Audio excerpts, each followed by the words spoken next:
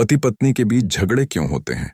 राजा जनक अपने राज्य कार्य से निवृत्त होकर महर्षि अष्टावक्र के आश्रम पहुंचे। उनके मन में एक प्रश्न कई दिनों से उठ रहा था। गुरुदेव, संसार में सबसे पवित्र बंधन पति पत्नी का माना जाता है, फिर भी अधिकांश घरों में कलह, विवाद और अशांति क्यों रहती है? जो दो लोग प्रेम से विवाह करते हैं, वही समय बीतने पर एक दूसरे के शत्रु जैसे क्यों बन जाते हैं? महर्षि अष्टावक्र ने नेत्र खोले और मुस्कुराते हुए बोले, राजन, यह प्रश्न केवल तुम्हारा नहीं, प्रत्येक युग के मनुष्य का प्रश्न है। यदि पति पत्नी इस रहस्य को समझ लें तो उनका घर स्वर्ग बन सकता है, यदि न समझें तो वही घर नरक का द्वार बन जाता है। राजा जनक ने हाथ जोड़कर कहा, गुरुदेव, कृपा करके विस्तार से समझाइए। महर्षि बोले, राजन, पति पत्नी के झगड़ों का कारण कभी धन नहीं होता, कभी घर नहीं होता, कभी परिवार नहीं होता। वास्तविक कारण मनुष्य के भीतर छिपे 5 दोष हैं: अहंकार, क्रोध, अपेक्षा, अविश्वास और वाणी का संयम न होना। राजा जनक ने पूछा, क्या केवल यही 5 कारण इतने बड़े कलह का कारण बनते हैं? महर्षि बोले, हाँ राजन, मैं तुम्हें एक कथा सुनाता हूं। पहला कारण, अहंकार। बहुत समय पहले एक नगर में धर्मदास और सावित्री नाम का दंपति रहता था। विवाह के प्रारंभिक वर्षों में दोनों एक दूसरे का अत्यंत सम्मान करते थे। घर में सुख, शांति और प्रेम था।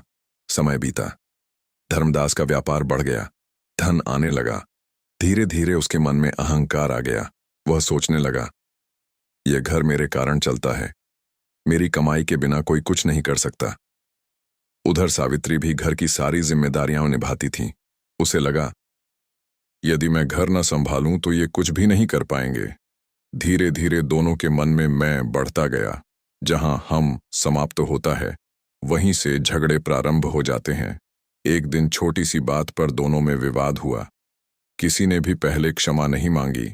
महर्षि अष्टावक्र बोले, राजन, जिस घर में पति कहे मैं बड़ा और पत्नी कहे मैं सही, वहां प्रेम नहीं टिक सकता।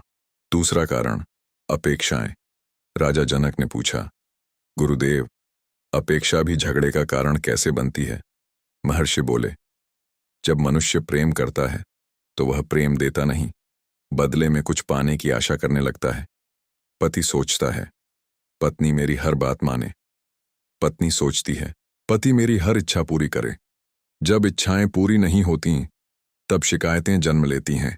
शिकायतें धीरे धीरे क्रोध बन जाती हैं। क्रोध संबंधों की जड़ों को सुखा देता है।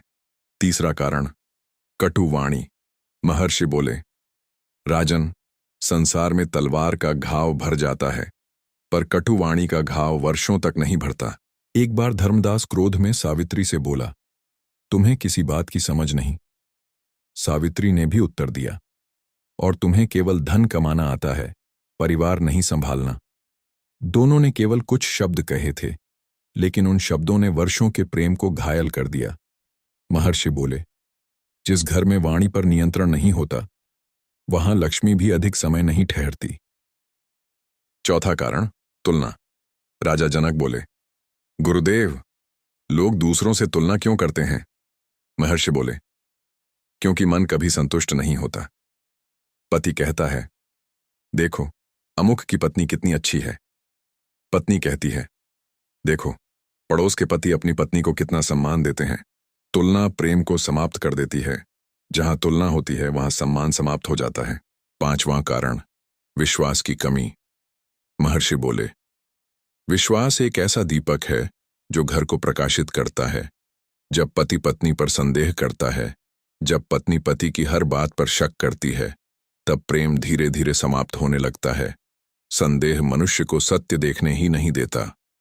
राजा जनक गंभीर होकर बोले, गुरुदेव, यदि किसी घर में ये 5 दोष आ जाए तो क्या उसका समाधान संभव है? महर्षि मुस्कुराए, राजन, जहां समस्या है वहां समाधान भी है, लेकिन पहले मनुष्य को अपनी भूल स्वीकार करनी होगी। इतना कहकर महर्षि कुछ क्षण मौन हो गए।